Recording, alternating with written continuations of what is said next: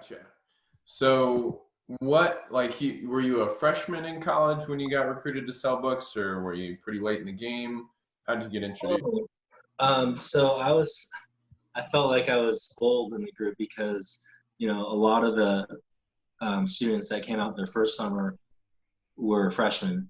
And so I was actually a fourth year student. So I graduated college in 5 years. And I came out after my fourth year of college. So I must have been 22, 22 years. while the other guys were like 18 or 19. Right. So did that feel weird when you were like practicing approaches in the parking lot and you're like watching all these freshmen and sophomores just like struggle No, with sales talk or anything like that? I don't know if that was ever an experience for you. no, not really. I didn't really feel it my first summer. It was more like coming back as a second year. The second year I came out was after I graduated college. And so I was what we call a B manager. B managers are managers that are in their second year. And so that was a little bit different because I was like 23, graduated, and then all the other B managers were like 19 or 20. So, Yeah. You're the veteran, but not the veteran. yeah. So people thought I was younger. They're like, "Oh, cool. That's awesome. You're in your second, third summer, full-time recruiting. You must be like 19 or 20." And I'm like, "No, I'm 24 or 23." He's having a beer at the end of each day. His first. Yeah, right. Wait, so how did you get recruited? Tell us that story. How did you hear about this little thing called Southwestern Advantage?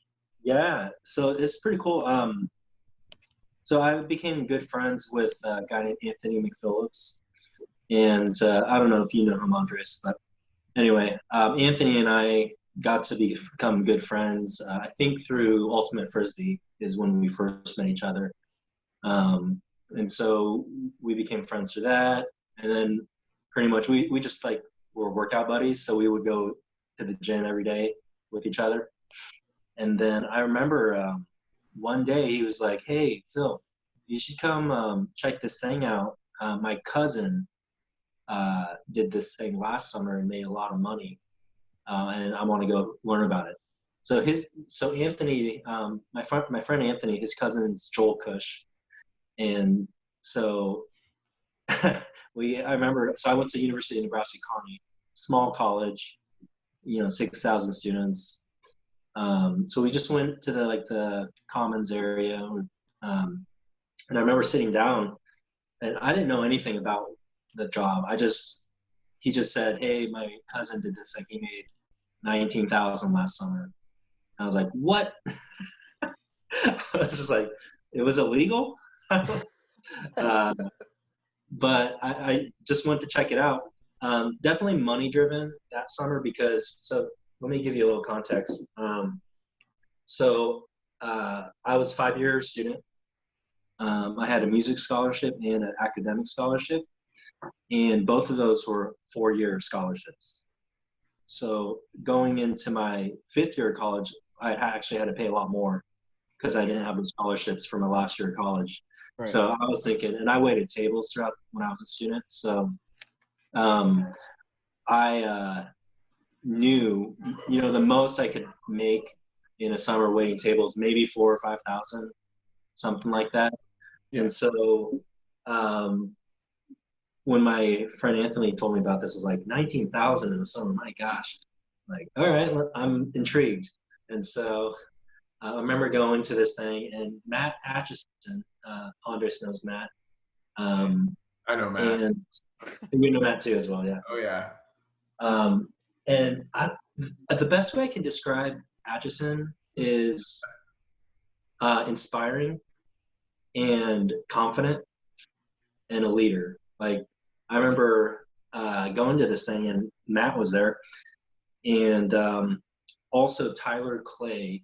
You guys might not know him, but I know Tyler. Yeah, Tyler was there also. So it was me, Anthony, Tyler, and Matt. So Matt was what we call the district sales manager. He was like the head guy.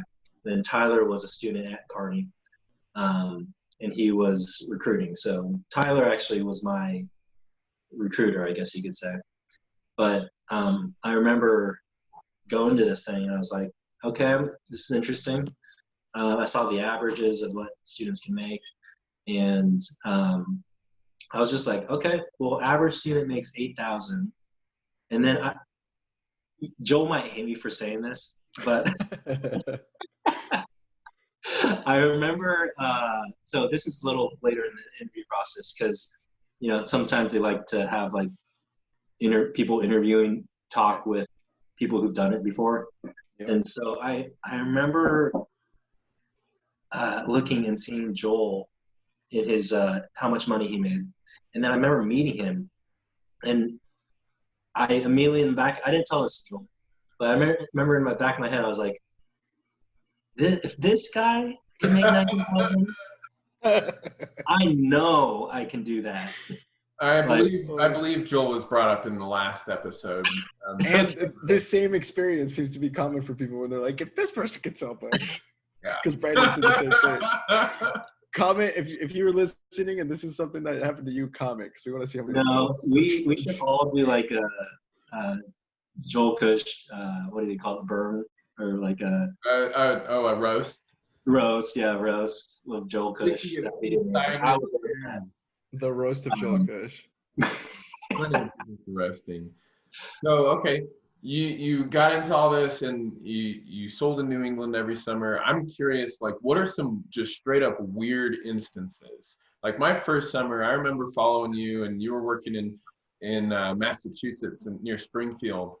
And like when I followed you, like one of your first year roommates left because his dad died. It was just like everything's crazy. This whole experience, as I saw it, was just like pure, unfiltered, just real shit. But when I followed you, you would like just shirk it off, and you'd like sing opera, and you taught me like how you actually. I'm gonna take a second. I'm gonna share my screen, and you showed me how you came up with the song. What's it called? What was the name of it? Tell Me Yes, right? Tell Me Yes. So you took a Backstreet Boys spin on selling books.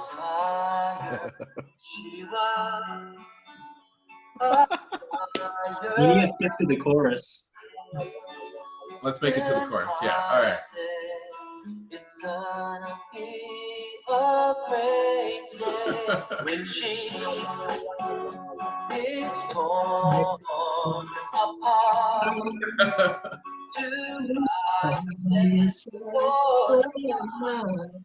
And I say, Time's up, I'll stay. tell me yes, oh, Ladies, tell me yes, got 30 other ladies. tell me yes.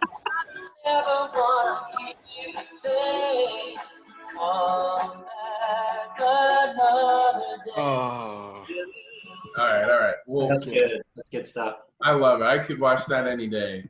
But yeah, I mean, you're famous in the Southwestern world for that song, and I know you made a few other music videos like Gangnam Style, Bookman Style, right? Yeah. So how did you have fun on the book field? What are some like stories of how these same songs came to be, or any self-entertained? I mean, so I actually remember when you followed me. I don't know, like selling books is not, if you did not have fun selling books, then the job would be really, really hard. And it is a hard job for sure, but Absolutely. like, I don't know, it's like you, if you work, especially like when you're working by yourself, like follow days can be fun, because there's two of you all day long, and you can joke around and stuff, but like that's not common, especially for first year students. So like a lot of times you are on your own the whole day, 13, 14 hours, and some days you just don't get a lot of time sitting down with parents, so you just are you feel like you're just knocking on doors where no one's home, and yeah, you gotta be creative. What's that? How'd you stay in the ball game? Like, what are some ways that you did have fun? Yeah, I mean, like you said, like singing opera and stuff. Like I just be like, I'm a huge Josh Groban fan, Nice. so I love Josh Groban, and I'd have his CD in my car, and I'd just be like driving around. You raise me up, but just like I remember. I would just do things like that, you know. You remember when I followed you, and we found out that we could Uh-huh. harmonize to Jason Mraz? I'm yours. Oh yeah, Jason Mraz. I watched you. Yeah. I saw you sell to a cop, and I was like, anything's possible. I remember you taught me how to chug a drink. You like had some tall glass of water. You like got a drink from a mom, and you like I learned how to unhinge my jaw basically down any kind of beer. And I just was like a first year, like, holy shit, nice. All right. And you're just like, you can try that out on Sizzler. I was like, all right, cool. I am a really fast chugger, so I don't know. It was more of like I just need to hydrate and get going to the next house. But Oh yeah. Is that a skill that you took onto your career for what you're doing now? in no way. Oh, No. damn it. So, but I do. So I do real estate now. Okay.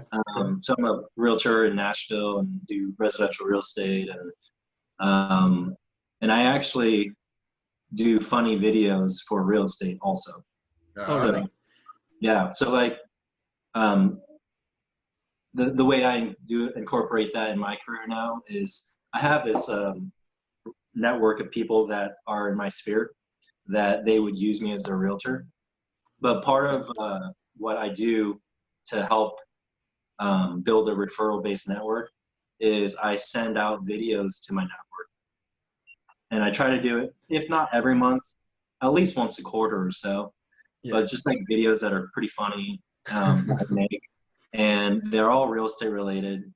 And so it's just one way to be top of mind with my networks so that when they're thinking about buying a house or selling a house, or if they ever hear of anyone, that I should come to their mind right away. So that's great. yeah, so I don't know. I think it's just a fun way to be creative, and I do some singing ones. Like I did a parody of "You Raise Me Up" from Josh Groban, called "Rates Will Go Up." But yeah, it's just really fun to do. But I've always been that way with even like in selling books. Like I just always try to look for ways to have fun at the job, and I would. I think you remind me of something I used to do on the book field. So I would actually have fake laughs. Yes. So What? I didn't know this. yes. So I would be at the door doing my approach, and I'd come up with a new laugh, and I'd be like, all right, I'm going to do this laugh the whole time. So, sometimes it was like a quick no at the door, but I'd still be like, oh, we had our first approach, and then we have our second approach. So in the first approach, you try to get in the door, and then if they say no, you're supposed to back up and be like, oh, I'm sorry, I guess you haven't heard about me. And then you do your second approach. But I would do a fake laugh sometimes. So I'd be like, so I'd do the hillbilly one. I'd be like, oh, I'm sorry, I guess you haven't heard about me. Well, I'm.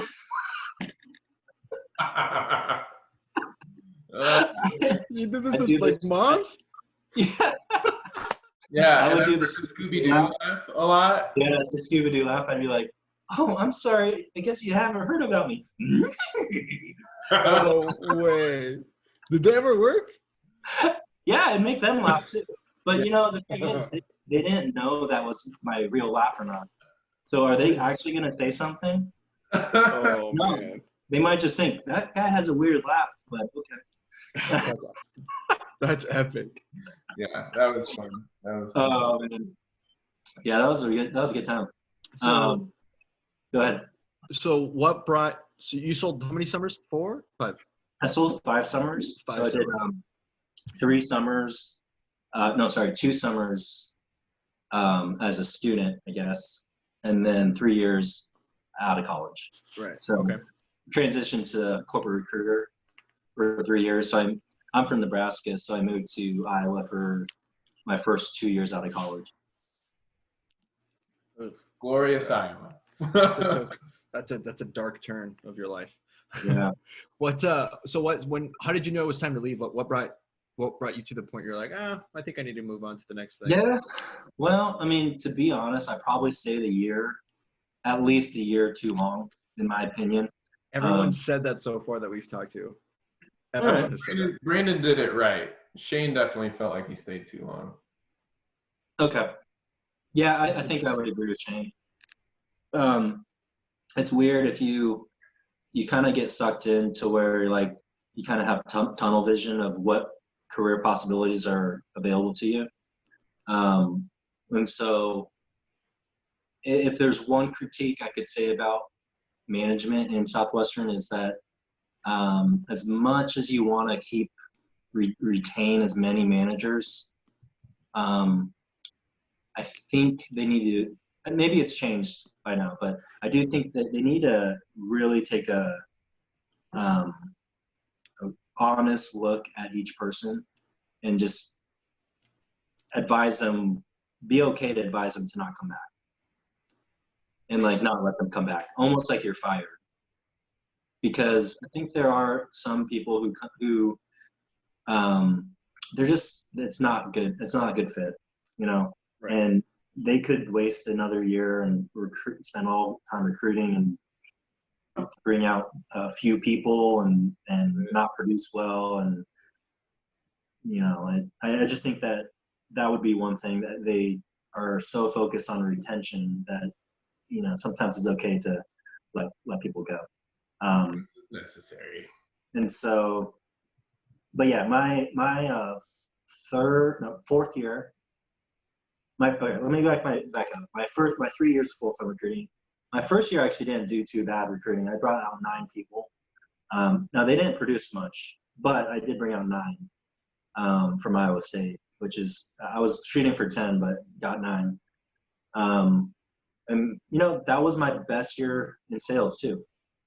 As far as my own sales. So I did 4,400. 4,400, I think, in units, maybe something like that. I can't remember.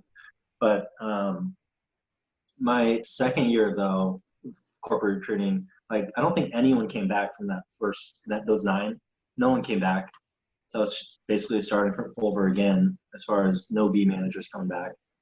And I was actually not doing full-time recruiting just to kill time. When I first got into full-time recruiting, I was actually shooting for DSM. I actually visualize myself I want to be a DSM. I want to be like the Matt Atchisons, the Yvette Keisters, and year 1 goes by, 9 people but none return. It's kind of disheartening a little bit. Yeah. But Was that 20? That was 2012. That was my first summer. That's right. Yeah. And none of those people came back. I remember some of the people on your team. Yeah, Wade. Wade Burkholder. And no, that was different. Sorry, that was my first year recruiting. I brought out Wade and Evan. Mm-hmm. That was in Wade, school. Wade was a manager my first year, so that'd have been. Yep, that was. Because you were full-time in Iowa State. I remember that. Yeah. So I am wrong. Sorry, my memory served me wrong. Wade did come back. Yeah. But he left early as a B. That's right. But those 9 didn't come back, and then my B manager left. And yeah, it just sucked. And I remember if there was a time, maybe that would have been a good time to go. But I'm kind of a stubborn person, and I don't like not being good at things. And so I took another shot at it, but it just wasn't clicking for me. The recruiting part did not click. and I ended up only bringing, I think, 3 or 4 that next year at Iowa State, and they didn't do that great either. You were an So org leader. what's that? You were an org leader. Yep. Was that the year you were co-OLing with Laura Jones? Laura Jones, that was the year. So That was rough. So I brought 3 out, and then Laura Jones, my co-OL, you know, she just, things weren't going well as well, and she decided to leave. And which, when you have a leader, especially like an OL, Well, that can really just completely damage the production of that whole org. Yeah. You see you know, so that was not a great summer at all. And the year before, probably should have left. I definitely should have left after that year. yeah. But for 2014. Yep, 2014 came out, moved back to Kearney, and recruited out of Kearney for that year. I think my brain was mentally checked out even during the recruiting season that year. Dangerous. And yeah, I mean, just wasn't a great decision for me, but you know, I stuck it out, didn't quit. But that was really kind of how I phased out, because after that year, I definitely was like, all right, what's my next career move? And so now you're in real estate, and you helped the burgeoning Southwestern real estate there in Nashville, right? And it's going well for you, right? Yeah. What's up? I got a follow-up question to that real quick. Sure.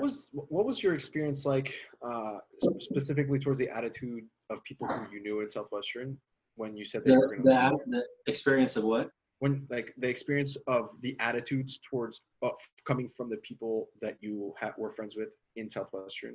Was that positive, negative, neutral? Like when you're like, I'm leaving, how did you feel like the people in Southwestern? I thought it was good. Positive? Okay. Yeah, it was positive.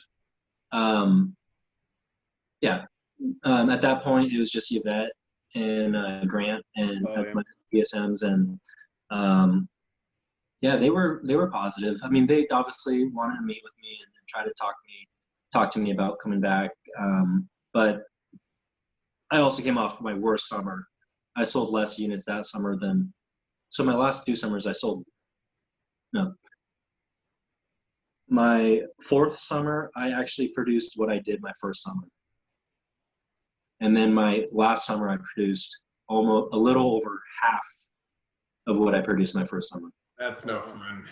So I think it was just, it was kind of a mutual decision at that point. You know, hey, yeah, it's okay. You know, so it wasn't like they were disappointed or, you know, anything like that. Yeah. And what's funny is, ironic is that Grant was my regional DSM all those 5 years, and then Grant a few years ago quit, and then he actually joined the real estate firm, Southwestern. Oh, you're trading. So, and Grant actually, and that was when he joined, was about the few years ago is when I started taking off in my career. And so, like, I actually was able to mentor Grant. Grant would be calling me all the time. No way. So the roles It's like, hey, I talked to this many people today. Yeah, that's great. That's trippy. It is. Yeah. Pretty surreal. I can only imagine training Grant or Yvette or anybody that trained me in the book world. That's pretty special. Yeah, I remember we had a kind of this training meeting in Dallas for real estate, and Grant flew down, and I went to that as well. And we were actually roommates at the hotel. And yeah, he was just like, I mean, he was just asking me all these questions and like just funny, hungry for knowledge, and I was trying to help him as much as I can. Heck yeah. That's funny, dude. That's pretty cool. Yep. Damn. So now that you've been in real estate for, you know, a good chunk of years now, close to pretty much a half decade, right? I've been, at the end of this month will be 6 years in real estate. Oh, wow. Almost 6.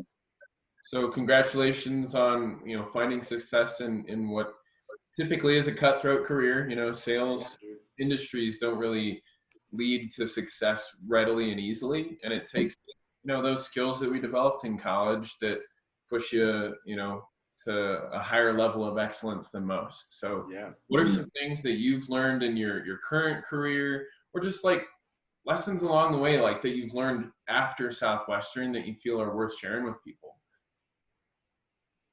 Yeah, I mean, so real estate was actually not a great success story of like, I came out of books and got into real estate and was just killing it. It took me about 3 years or so to really feel where I was like doing well. Yeah. The trajectory of my real estate career was like this, is like here, year 1, year 2, year 3, 4, 5, and then like 6. So like it's just like a bell curve, I guess you'd say. But Interesting. and because real estate is, there are agents who do a lot of cold calling, like door knocking, phone calls, cold calling people, and if you do it that way, you can get results quicker based on your work ethic. But the way our company has built our real estate, our businesses is a little bit of a slower process. It's more of a referral-based business, and that does take time because it's a lot more focused on relationship building. And if you're starting with 0 relationships, it's going to take some time. Right. And so, and I moved markets. So I was started in Omaha, and then I moved to Nashville midway through my 2nd year. And so and I didn't know a whole lot of people in Nashville. So it took me a few years to really get established here. But, if there's anything that I feel like, from books, was just this emotional intelligence and just like being unfazable is, I think about like before books, and then how books kind of changed me. And one of the things I can really attest to is just when you're selling books and all the success principles they teach you, like the biggest one that sticks out to me is just like no excuses, and just having this determination about yourself that like, and positivity about just your circumstances, is what I think sticks out the most. So like we would have this saying where when let's just say you're driving, you're selling books, and you get a flat tire, or something bad happens, your car blows up and you have to be on foot for a few days, or whatever. Right. Always thinking of 3 positive things, or 3 positive things that can come from that negative thing. And I remember like I would do that all the time.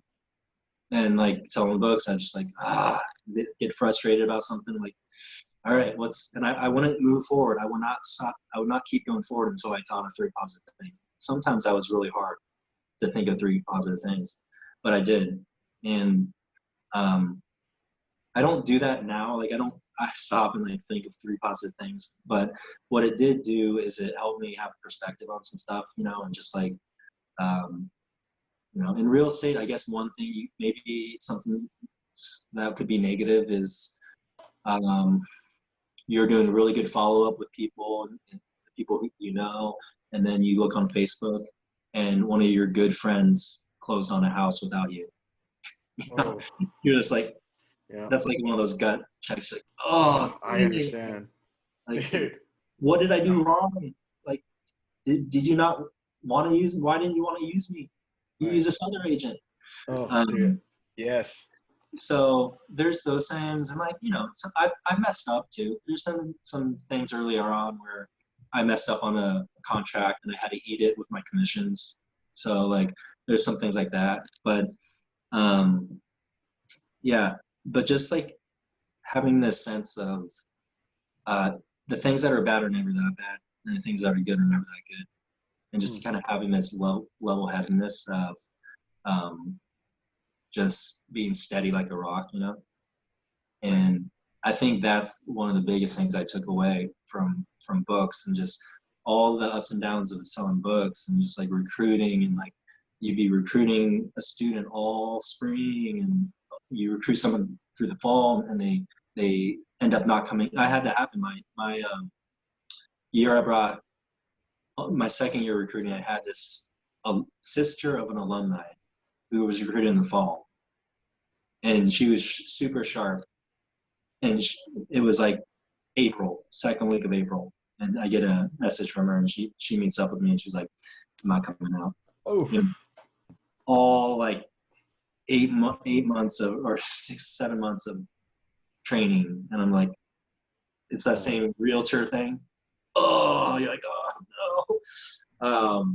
But just like, I don't know, just understanding, like having this perspective of where you're at in your circumstances, and just having that emotional intelligence, I think, is the biggest thing I took away. it's good wisdom. It's good wisdom, man. So, hey, but here's what I wanted to ask you. The biggest reason we bring it out here is we need to hear the Southwestern pony story or equivalent emotional crazy story. Yeah. One of those that you want to share? What you got?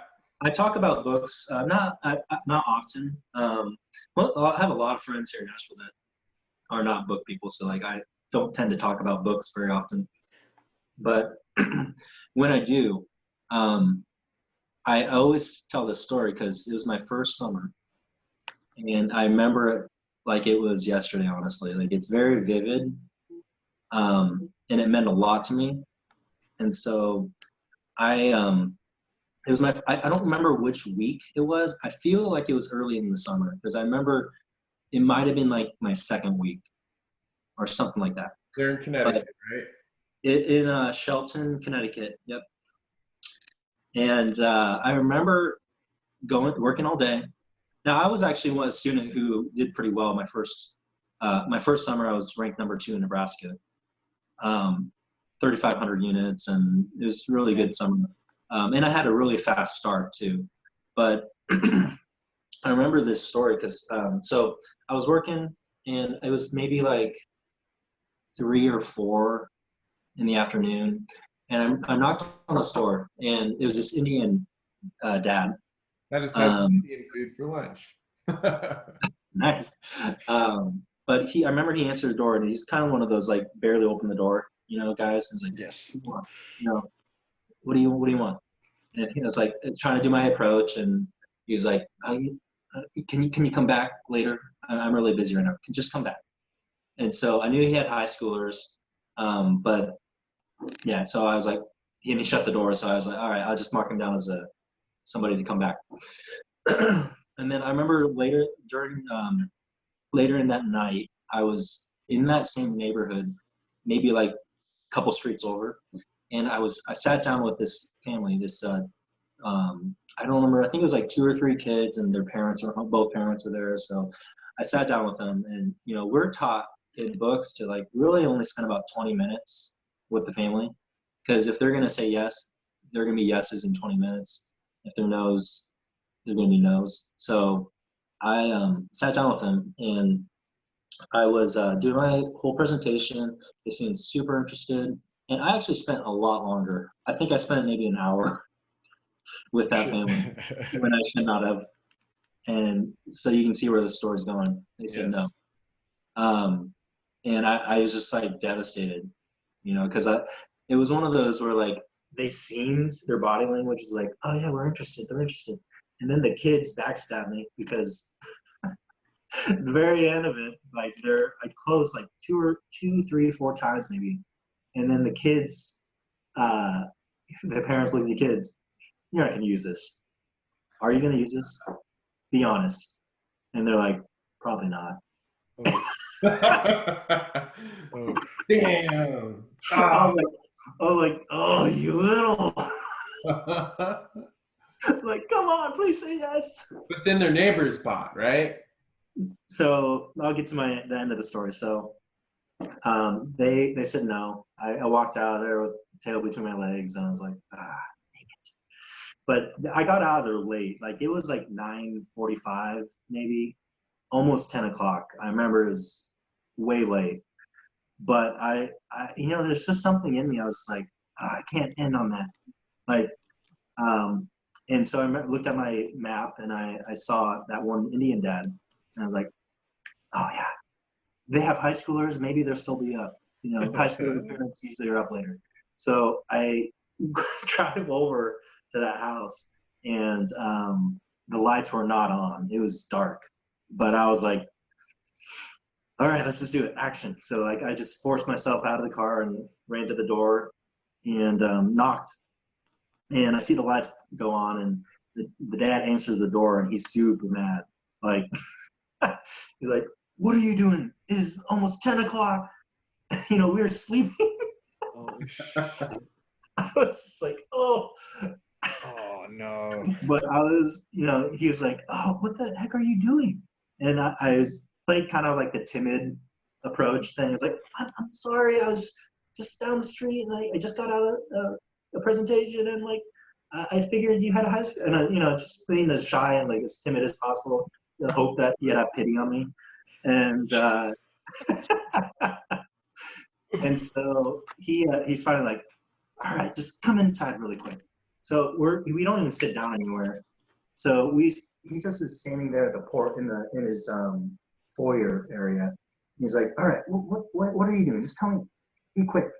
And I try to speed up my presentation. I do my intro, and just, but he was strangely going along with it. Like he's like, all right, let me go grab the kids really quick.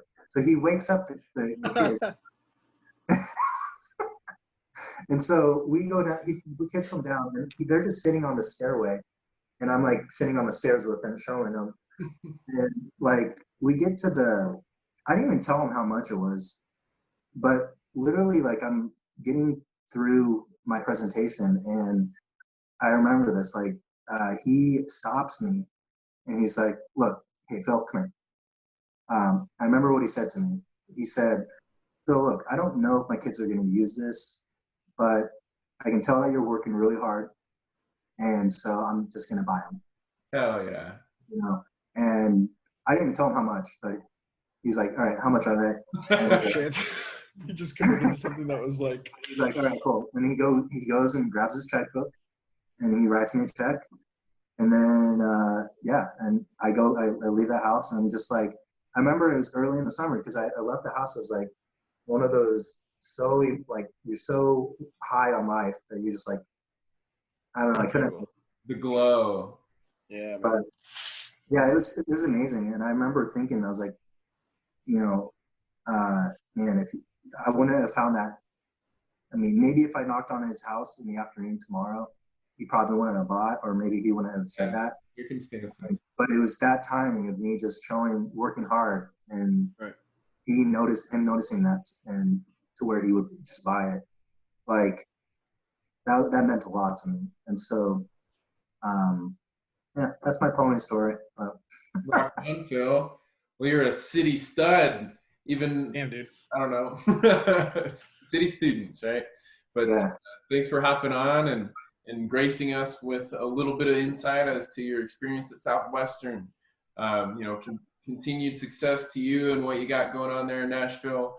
We're definitely going to keep refining this process, this whole show and experience as time goes on. So we might even have you on as a guest again, if you feel like it. But if you got friends or any connections you want to throw our way, we always appreciate, someone recommended to grace us with their presence. So. Yeah. Hey, Phil, also, if you want to share what where people could find you at for, like, especially if they're in Nashville, and we have plenty of alumni in Nashville too. If you want to share. Nashville Homes. So if you Facebook, I have a business page, Instagram, Twitter, but its tag is Nash Phil, my name, Homes. Phil Homes. Okay. That's pretty smart. What about, like, do you do any music or anything like that on the side? I think, don't you, or something? I do. I lead worship at a church here in Nashville, and Okay. And then your YouTube videos, like the ones that you made, like the Josh Groban ones and stuff? All my real estate videos are on my business page, so you can check them out there. Cool. That's awesome, man. Well, yeah, thank you for joining us for a little bit. This is fun, man. It's good to see you. Are you coming into Nebraska for Christmas? If you do, come see me. We'll be there. Yep. That's awesome, man. Well, good seeing you. Thank you again. Tune in to other podcasts. That'd be great. We're trying to have a following. Nick's gonna have this converted into a YouTube, and then we can just share the link so that way you can share it to your crowd. We are trying to eventually, obviously, get out of the just alumni crowd, and because I think normal people might have some fun listening to some of these stories as well. So Cool. stuff. Cool, brother. Well, I'll see you when I see you. Love you. Stay safe out there. Yeah, thanks for having me on, guys. Hasta luego. That's Spanish for until later. Adios.